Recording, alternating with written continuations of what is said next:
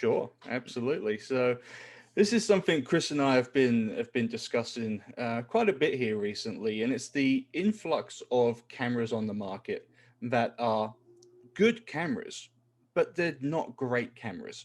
And it's something that we think really needs to be addressed because the market is flooded. The cameras are basically the same from brand to brand. They're using the same sensors. That there's just not much variation or innovation coming out in the cameras right now. And we actually really think it's starting to hurt the market. Um, I done a review earlier on this year of the Nikon Z50, which again I said was a nice camera, but there was nothing great about it. And it really came across as the beige sedan, which is a nice car, but it's the car that nobody wants. And we're starting to see this a lot across a lot of the market now. So it's definitely something we want to dive into, and we'd love to hear your guys' thoughts about it as well. Yeah, so let's start this off by earlier on, I took the liberty of going to every manufacturer's website and I brought up pretty much every camera that they have. So we're going to take a look at that. We have Canon, Nikon, Sony, Fujifilm, Leica, Panasonic, and Pentax. I did Pentax, Brett. Fantastic. All right, so let's bring this screen up. Can you guys see that? Yes, yes, I can. Okay, cool. It looks like someone is already in the chat saying so. Sony makes all the sensors. Yes, they do. I Yep. agree with you about that. And I think in some ways that is hurting things, believe it or not. We'll talk about that in a bit. So I'm going to move this. You're not seeing the little overlay, right? No, I'm not seeing an overlay. Okay, wonderful then. Okay, so this is Canon, right? And this is their mirrorless and DSLR cameras. And Mhm. unfortunately, there is no way to like sort it otherwise. So you're gonna have see like with a kit or something like that. So let's count Right. this. So this is just DSLRs. So they have the 1DX Mark III and they have the 1DX Mark II. I don't know if that's discontinued or not, but that's right there, two professional level cameras Yep. in And DSLRs. it's not discontinued. It's still out and about. Oh, well, there you go. So Yep. two. Three with the T8i. Um, T7i, four. Five. Six. Seven. Eight. Nine. 10. 11. This is just DSLRs. That's crazy. 12. 13. 13 DSLRs. Wow. 13 DSLRs alone. Okay. Mirrorless. One, two, three, four, five, six, seven, eight, 9, 10, 11, 12, 13, 14, I mean, that would go on. 15. That would go onto the DSLRs on the 90D. Yeah. Yeah, I know. 16,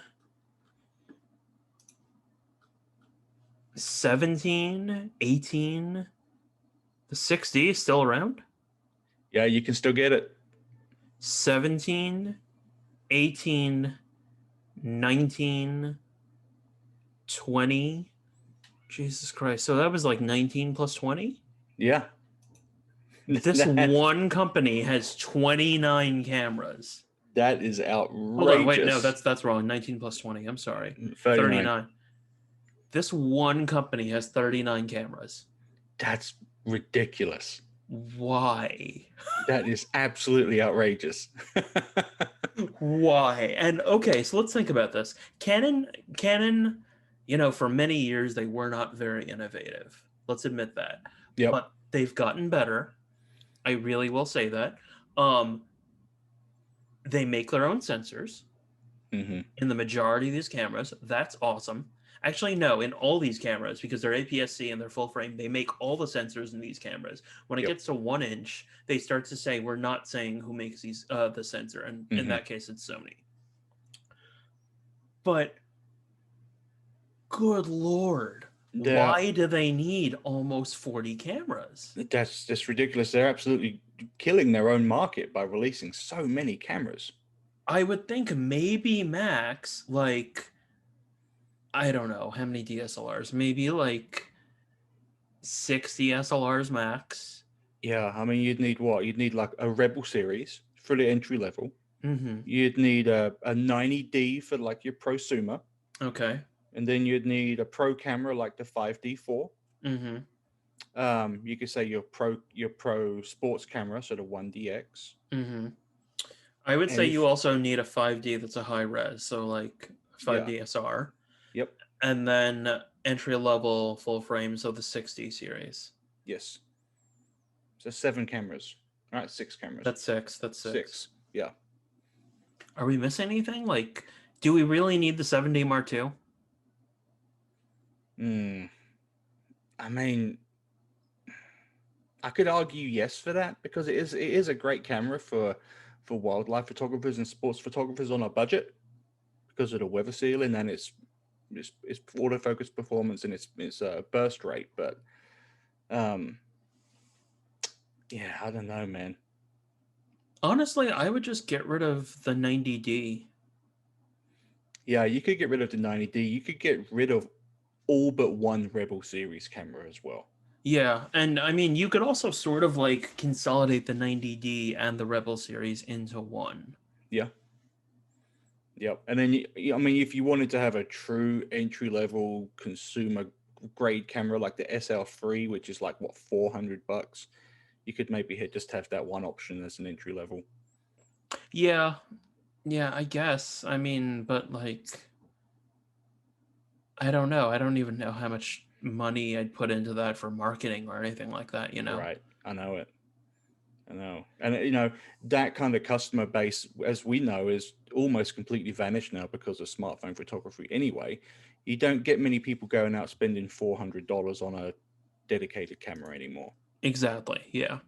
Let me check chats very quickly. Let me see if there are any comments. Doesn't look like it, no. So let me go back to that screen. Okay, you're still seeing this? Yeah. Cool. Okay, so that's Canon. Nearly 40 cameras. I think that's Yeah. a little insane. Let's go to Nikon. So DSLRs, right? Mm-hmm. 1, 2, 3, my favorite camera. Mm-hmm. Nikon, if you get rid of this, I will come for you. 4, uh, 1, 2, 3, 4. They have 16 DSLRs. Let's take a look at this. All right. The D6 and the D5, they don't need the D5 anymore. No, that's obsolete. Yeah, if anything, hell, I'd get rid of the D6 and maybe just say keep the D5. I don't know. Mm-hmm. The Yep. DF, a lot of people are like, oh, I don't really want to buy that camera, but that thing keeps its value. I know it came out 9 years ago, I think, maybe 10 years ago, and it's still $2,700. Yeah, absolutely. We have some words in the chat. Let's see what's going on right now. Why no Olympus? Oh, that is a great point. Yep. Thank you, Sanjay. I will get you Olympus after that. Sony manufactures sensors, but does not necessarily design them all. Many big semiconductor companies like Qualcomm, AMD, and NVIDIA are fabless, meaning the actual production is outsourced. It's tremendously expensive to manufacture chips like sensors in small numbers, so outsourcing to companies like Sony is a necessity. You are correct, but when one company is making all the sensors, I think that there are a lot of problems to talk about. We were talking about earlier on the Z5 and the S5, same sensor. Capture One only they updated like the past couple days, and only the Nikon Z5 got an update. The Mm-hmm. Panasonic did not, and I'm sitting there. I'm just like, come on, guys! Like, you have the S1. Like, it's the same sensor. You can do it. Yep. Yeah. Absolutely. Um. Anyway, let's look back at this. D850, D810, D810A. I don't think they need the D810A or the D810 anymore. They can create a D850 and a D850A. Yep. Absolutely. The D780 is like their 24 megapixel camera. I sort of understand that, but then they don't need the D750 or the D610. No, they're really long in the tooth now. Yeah. The D500 is a god tier camera. That should be around forever. Yes. 750, I don't really think they need that, or the 7200. Sorry, the Yeah, D7500 and the D7200. That's I what I meant. think if anyone owns one of the D5600s, they're going to probably skip over the D7500 series altogether and go to full frame. So those two are just kind of don't make any sense. Yeah, I agree with you. I don't think this entire bottom tier really makes sense either. Yeah. So that would mean 1 camera, 2 camera, 3 camera, 4 camera, 5 camera, 6 camera, 7 camera. Yep. They really should just have 7. Yeah. Yep. I completely agree. Yeah. For DSLRs, that is. Let me close this tab. So that's 40 plus 7. No, 40 plus 16 is 56. 40, basically, I'm rounding up Canon. Okay. Yeah, so 39. So I hate numbers, I really do. Anyway, mirrorless cameras. This is much better. Yes. This is how it should be. Entry level APS-C, entry level mirrorless, and then 2 full frame options. Mm-hmm. It's perfect. Yeah, I agree with you. Nikon did announce already that the D7. Man, I'm screwing up the names. This is the problem. The Z7 II is coming and the Z6 II is coming. They already said that on their website. The Z5, I'm recording with this camera right now. I've been using it. This is the camera that they should have launched with. Yeah. I really, really think so. It's what would have got people hooked into the system a lot better than the Z6 and Z7. Yeah. I have a few quirky problems with the Z5. Like, for example, the ISO button is not a standard ISO button. For anyone that doesn't know what I'm talking about, if you go to your camera and your camera has a dedicated ISO button and it's not on like a wheel or something like that, you'll notice that it's actually textured. And that's so that you can find it in the dark really easily. Yeah, it doesn't have that, so it's very difficult to find it in the dark. We have a chat. What's the chat? What's it saying? For Nikon, the Z7 II and the Z6 II are on their way out. What about a Z9? That's a great question.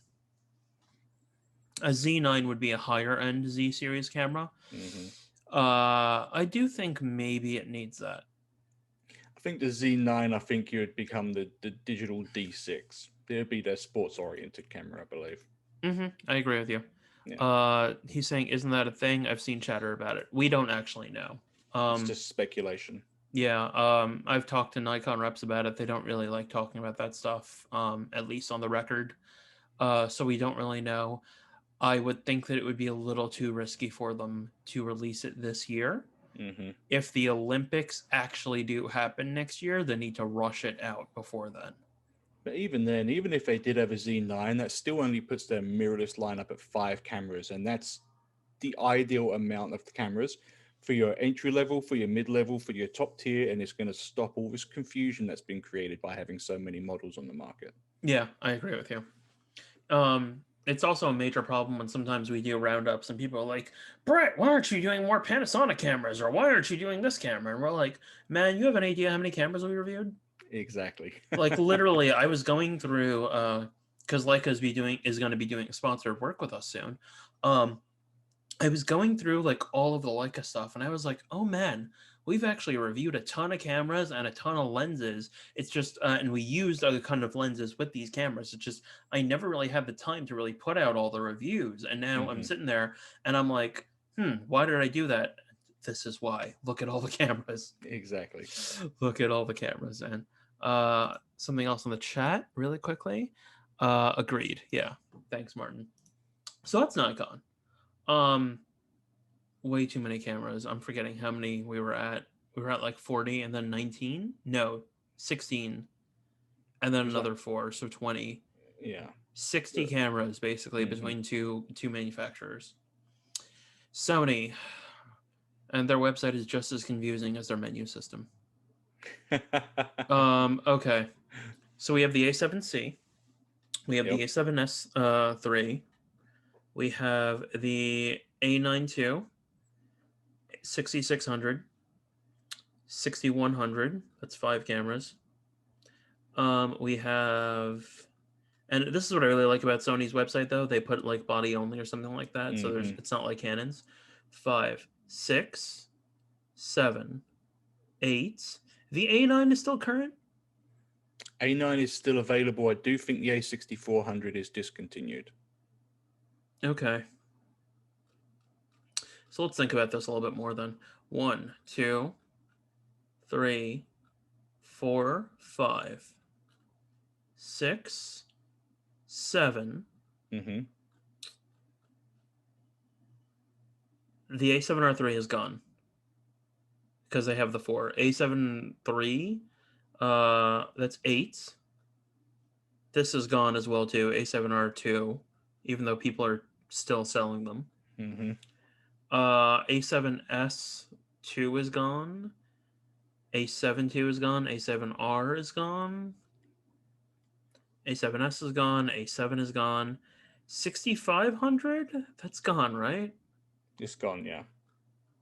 That was like 7 or 8 then, right? We've got 63 is gone. 6000 is gone, even though 6000 still sells like hotcakes. Mm-hmm. The 5100 is gone. A89 II is still there. A77 II is still there. A6800 is still there. That was 9 cameras then? Right? I thought it was a little bit more than that. Okay, 1, 2, 3. None. None. None. 4, 5, 6, Hmm. 7, 8, 9, 10, 11. You're right. 11. Just me and Brett going through this is incredibly confusing for us. Yeah. So just imagine, like, we are industry veterans, how confusing it can be for the rest of the people trying to get into cameras when Yeah. there are so many different cameras.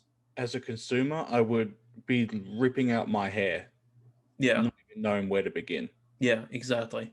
Um, like Canon, Sony is pretty innovative though.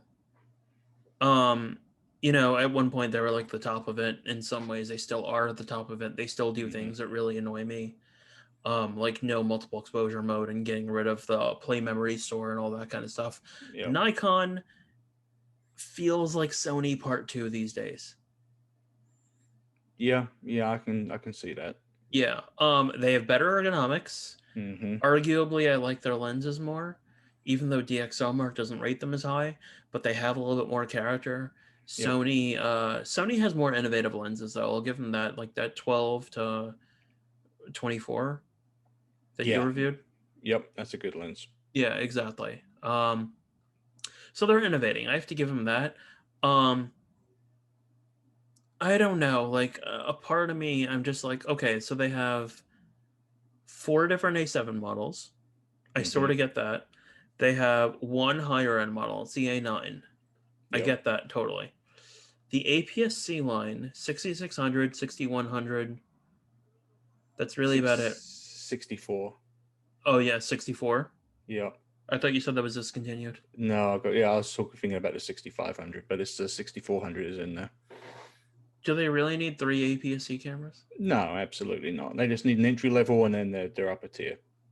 So 61 and 66 is all they need. Yeah, the 6400 doesn't make any sense to me. Yeah, I agree with you. And then for the DSLTs, you know, I really only think they need the A99 too. Yeah, I mean, they don't even talk about them anymore. Yeah, I mean, they're still there. You can still buy them. You can still get lenses for them, but unofficially, I think they have stopped supporting them. yeah. Yeah, Um, it's so and sad too, in a way. those prices still $3,200. Yeah, I agree. Well, actually, it's kind of ridiculous because there's still like one of the first Sony NEX lenses is still like $1,200. Yeah. It's insane. I'm going to be respectful to you guys, and I will go to Olympus website. Olympus cameras. Olympus cameras. I'm sorry for forgetting about Olympus. So cameras. let's go to the OM series. Yep. All right, come on, Olympus. So at the top there, compare OMD cameras or shop OMD cameras. Jeez. Yeah. Shop OMD cameras. Thank you. Okay, so here's what we got. Let me filter. Can I filter? Oh, great.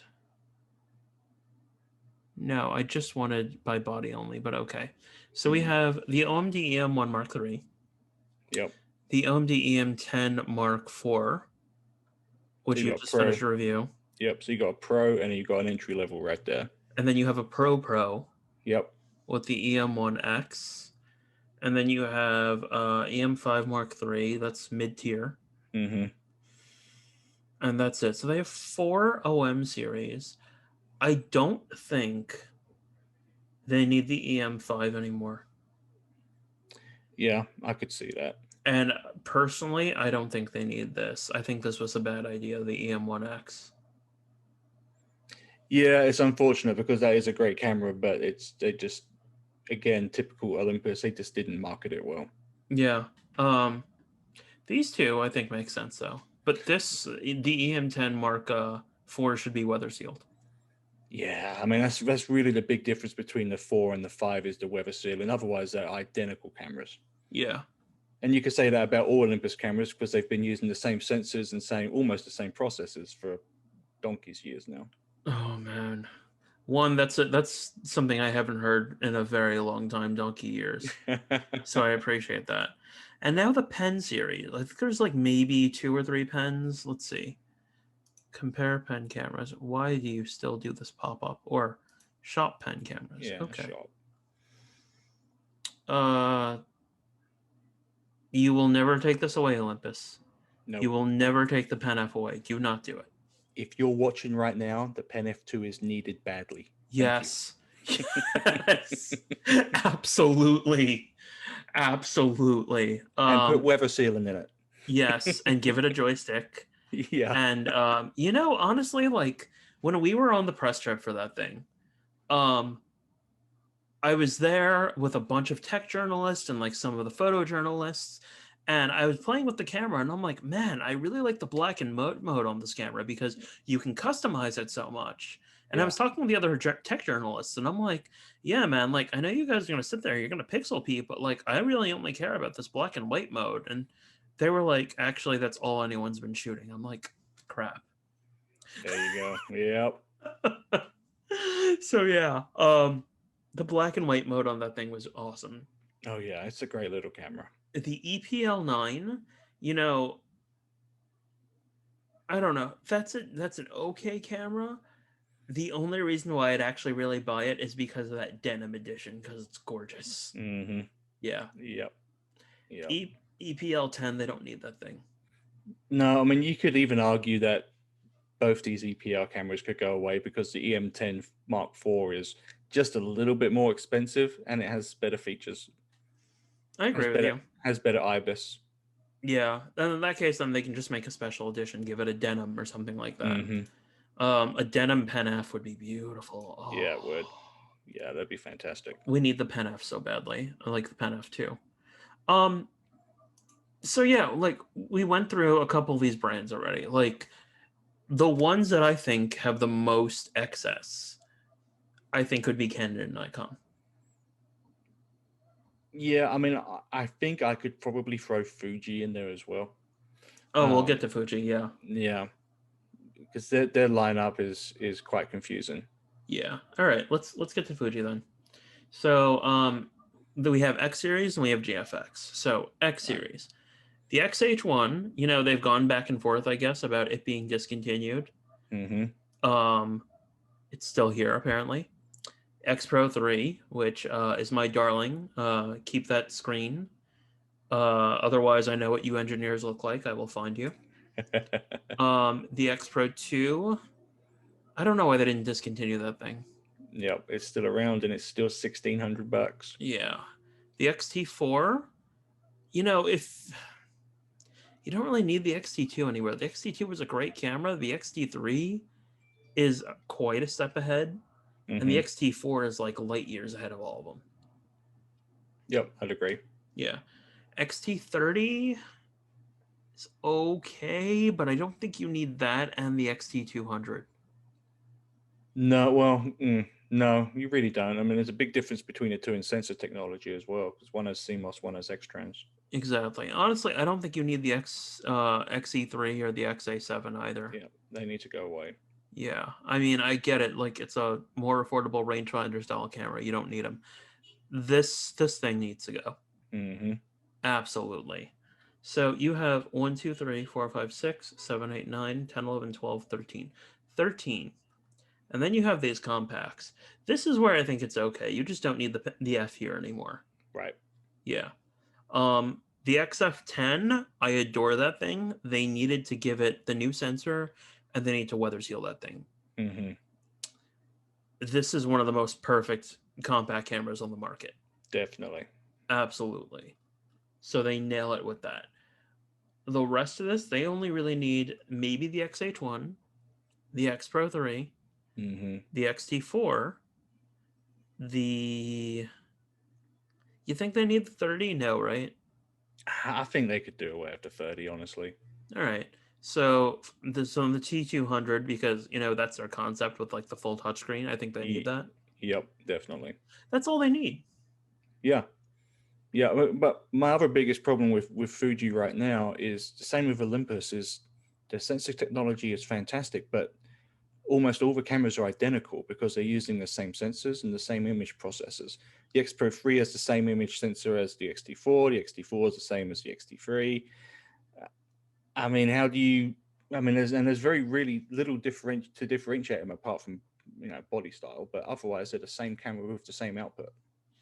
For the most part, you are right. The XT4 has been receiving a lot more better, wholesome firmware updates than the X Pro Hmm. 3. I feel like they're basically neglecting the X Pro 3. Yeah. The XH1 doesn't get very many firmware updates. They're really pushing the T4 to be like their pro camera. But like the Yeah. Pro 3 is just so good. Oh yeah. Yeah. Those Yeah. are great cameras. But I agree with you. I think what they're also trying to do, and a part of me hates this as a Fujifilm customer, they're keeping bleach bypass to the XT4 and they're not giving it to the 3. Right. But Artificial separation. yeah, but I feel Yeah. like they should have given the 3 classic negative and not giving it to the XT4. Hmm. Yeah. But that's just the X series. Let's look at GFX. GFX is fine. Do we really need the 50S? I think so, man. I haven't found the GFX 50R in stock anywhere for months now. I don't know what is going on with that thing, but People are buying it like crazy. yeah. I mean, I would go the other way and say we need the 50R more than the 50. Well, more. We need the 50R more than the 50S. Yeah. Yeah, and then if you needed a DSLR style, you just go right up to the X1 GFX 100. Exactly. I think they wanted the 50S just to be like a safe option when they got into GF format. And then they brought out the 50R and they were like, oh, well, we're going to have all this crazy innovation in the GFX 100. Yeah, the GFX 50F was really, like you say, a safe bet for people who are coming from film medium format cameras. It kind of had that build and ergonomic style to it. Mm-hmm. So, but yeah, the GFX 50R is a fantastic camera. I think they could just have that and the GFX 100 and be just fine. Honestly, if I had some money, I'd buy the 50R today. I love that camera so much. It's one of my favorites. Yep, same here. Yeah, I just wish, if they made an X-trans medium format sensor, it'd be really cool. But I understand that as you go up in resolution, that the benefits sort of like go away. Mm-hmm. Yeah. Yep. I don't think Fuji was as bad as Canon and Nikon with the confusion.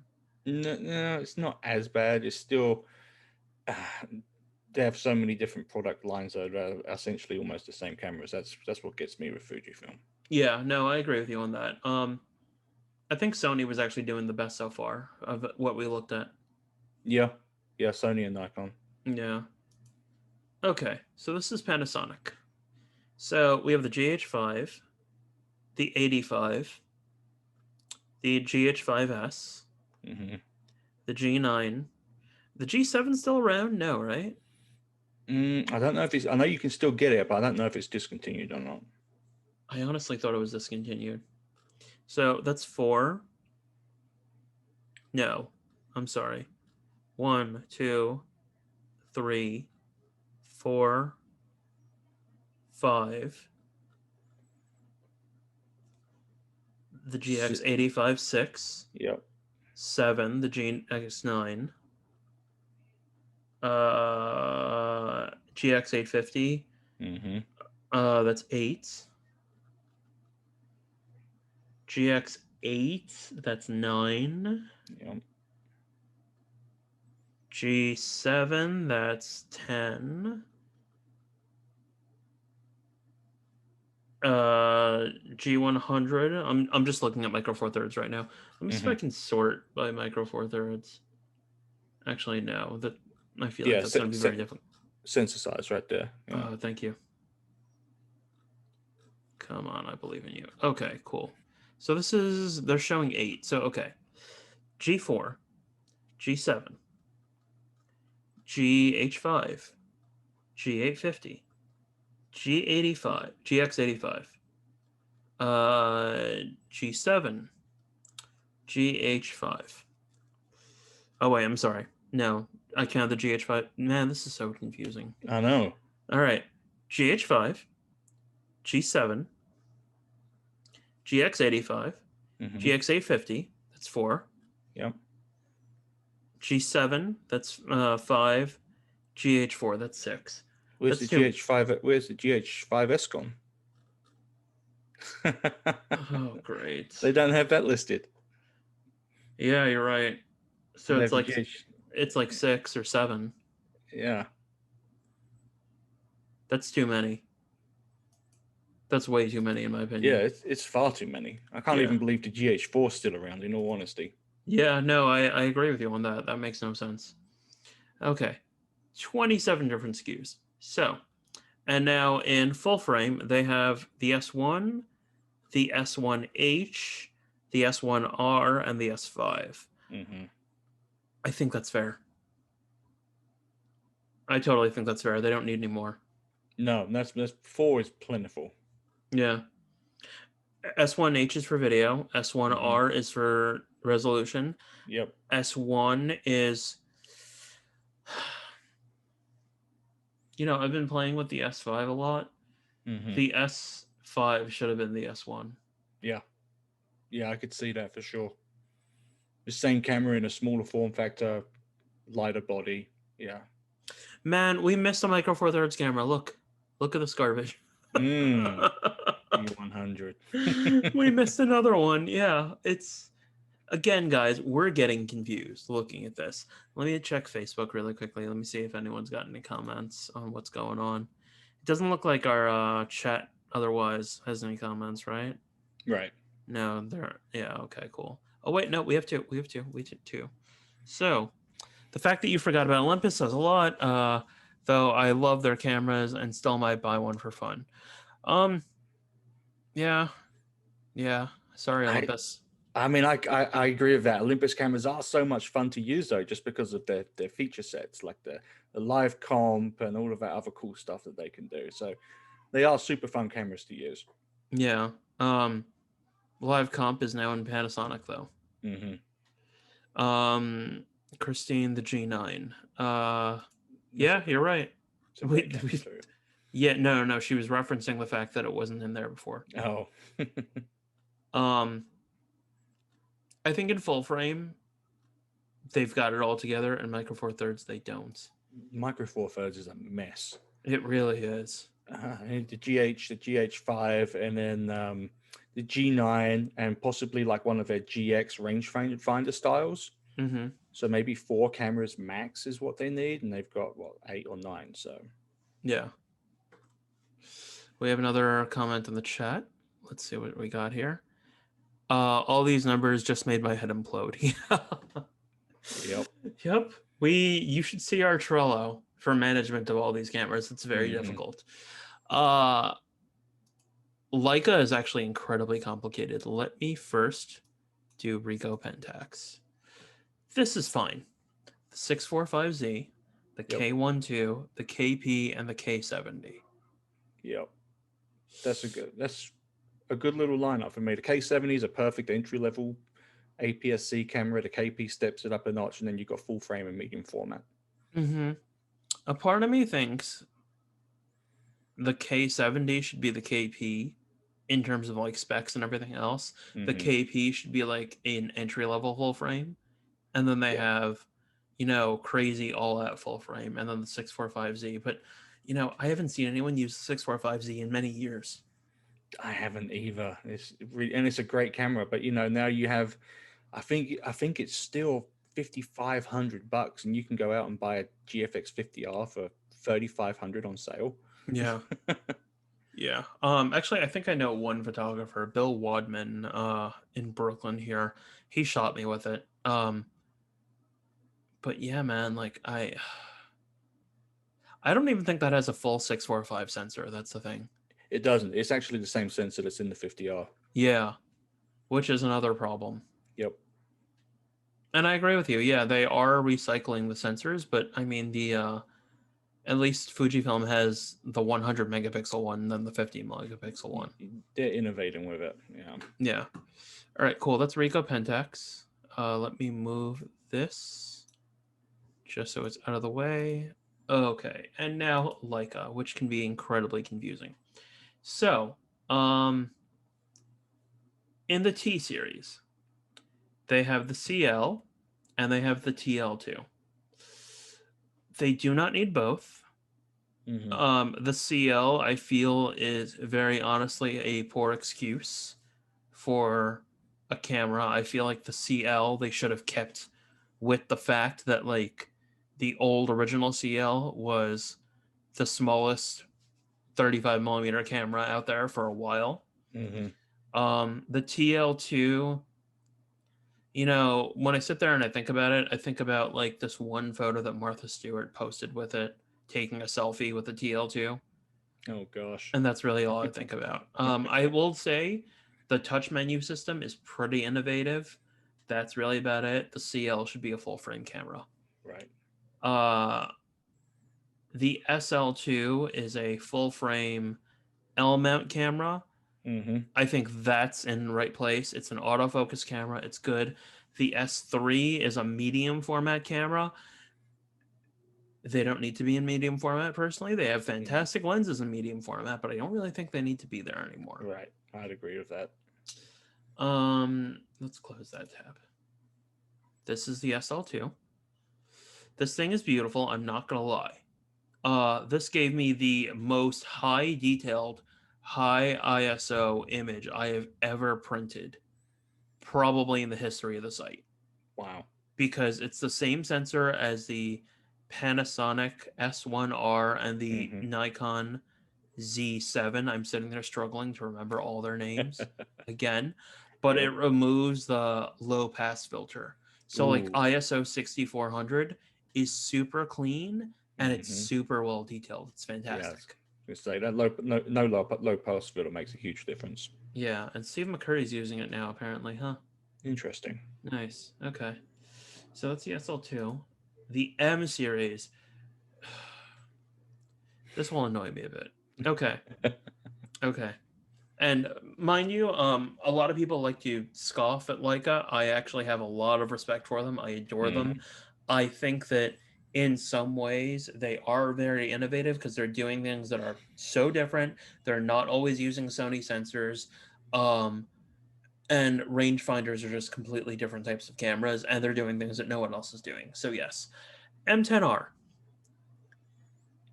Arguably, this camera should have not had a 40 megapixel sensor. I really do think that it should have had the same one that was in the SL2 and Mm-hmm. also then the Panasonic and the Nikon.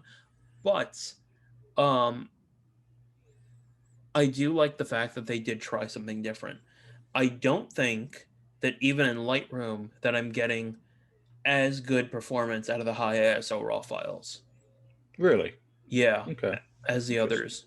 others. However, this is the same sensor as the M10 monochrome. The monochrome just, removes the bare filter.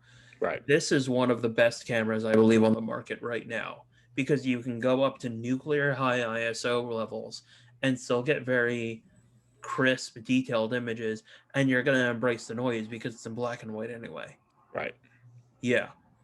So this is a genius camera. Mm-hmm. The M10R, I'm going to say keep it, but it didn't really need to be around.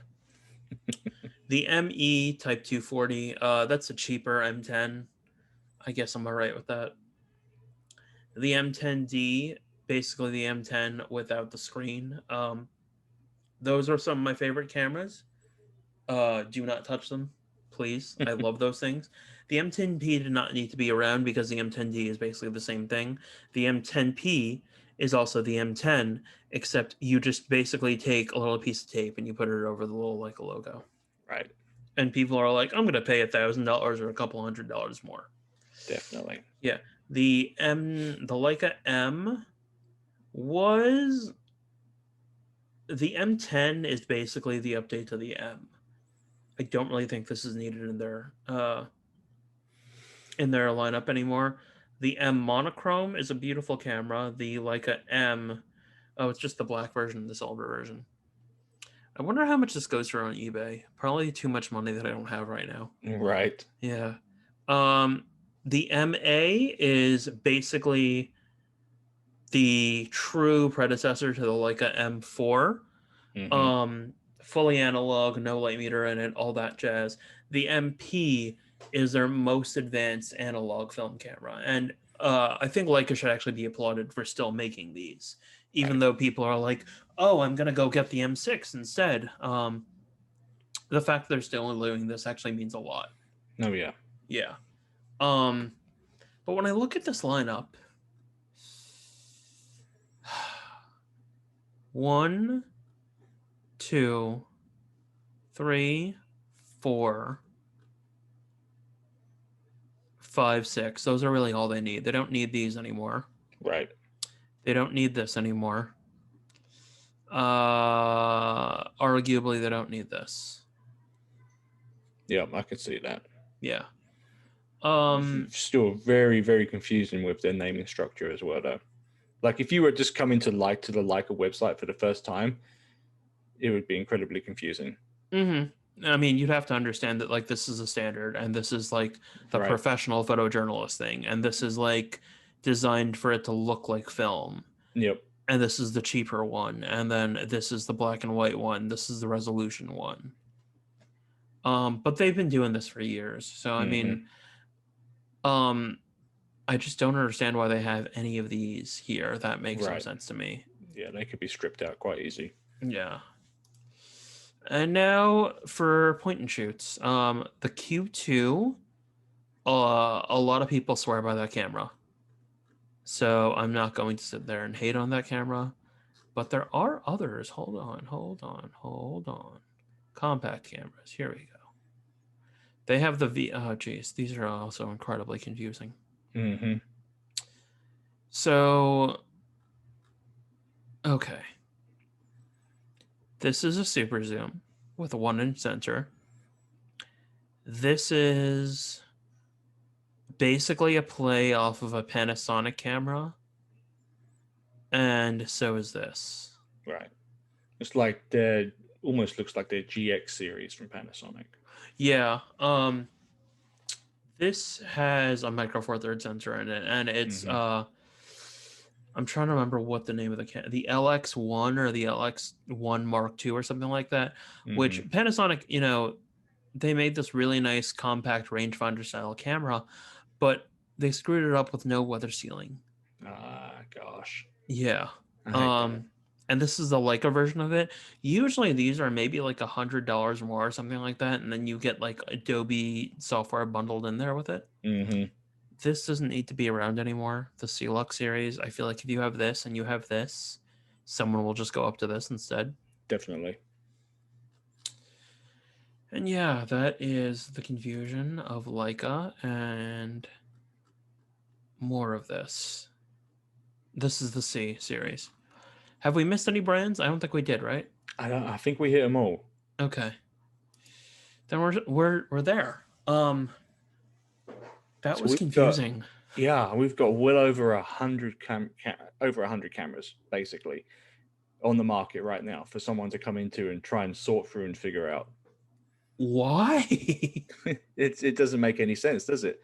When you sit here and you break it down like this, it's like, oh my gosh, this is overkill.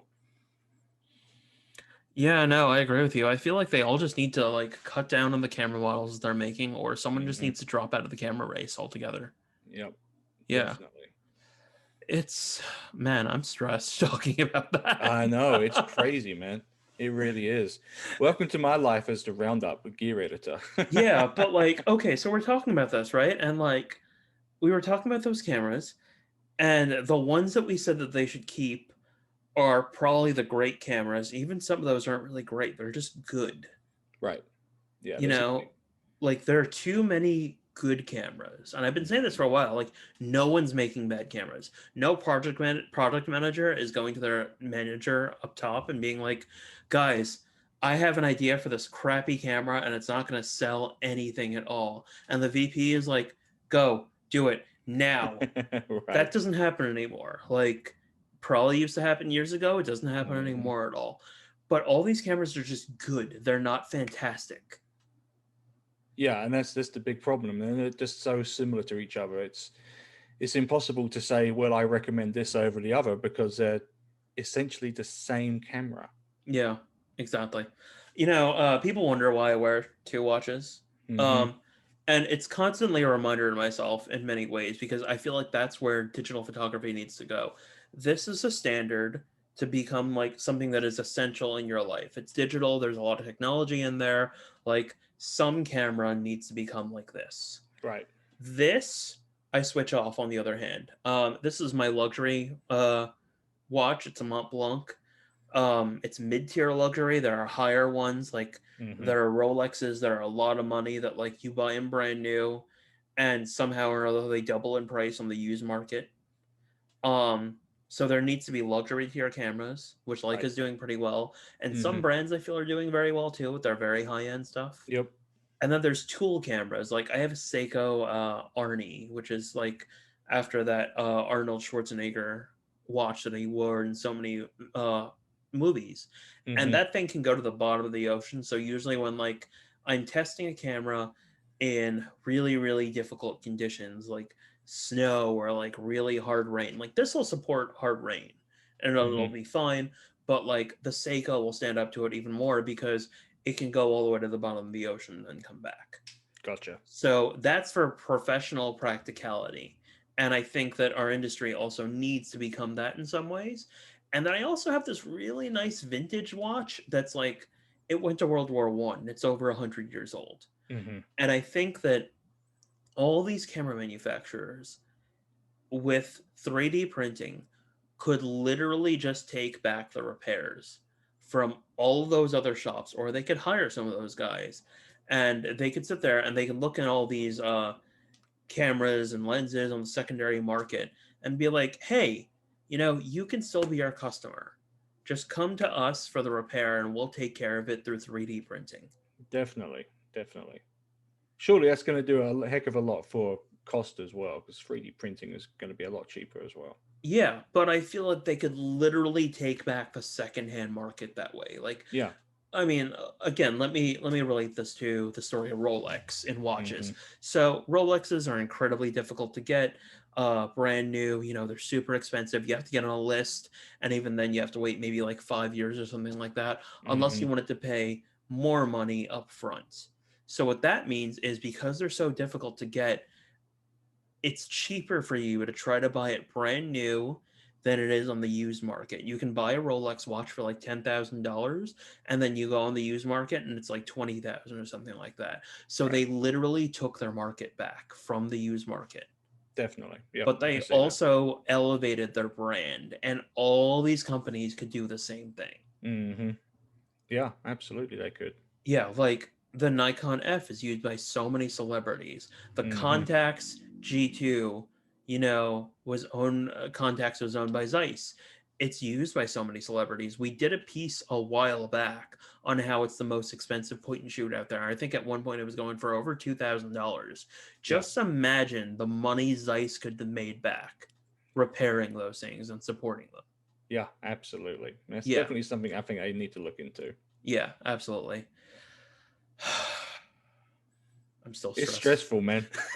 I was about to say I'm it still stressed, man. it's so stressful. All the new cameras coming out and what's out in the market currently, and just trying to wrap your head around everything. It's too much. Yeah. We do have stuff in the comments. What about Leica moving out of Germany? I don't really think that would help. They do have some manufacturing in Portugal. They have some in Japan through Panasonic, I believe. But I actually think the German-made products are very good. With the tariff right now because of Trump, the price. Actually, you know what? I'm gonna take my hat off to Leica for that. It was a 20% tariff. Leica only raised the price 10%, and then they ate the other 10%. Hmm. I remember writing the piece on that when that came through. Yeah. Yeah, I will take my hat off to that. Like people say they're very expensive cameras, but like you get lifetime support, you get all this other stuff. Like Hmm. I'm gonna take my hat off to them.